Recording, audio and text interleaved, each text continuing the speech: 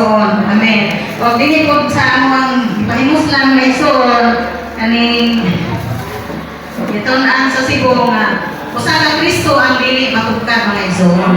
Salamat sa Ginoo nga kining Kristo nga dili matugkad ato na gani nabatunan mga igsoon. O Lord Jesus, so kining Kristo nga mo kini ang magsangkap kanato sa iyang nadato nato mga igsoon. Salamat sa Ginoo nga pinaagi gid sa atong pagpahimulos niya mga igsoon, pasangkapan gyud tayo ning dili matugkad nga Kristo mga igsoon.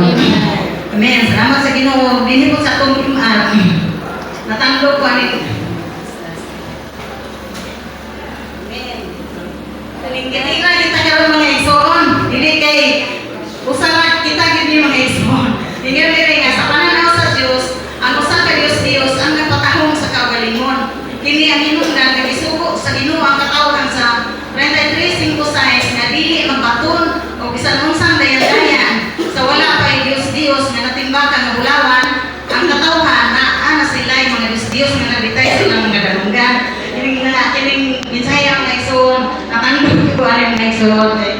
Kami mga sisters, na ginamo. Pero salamat sa Ginoo nga dili gibansay kita ani mga igsoon.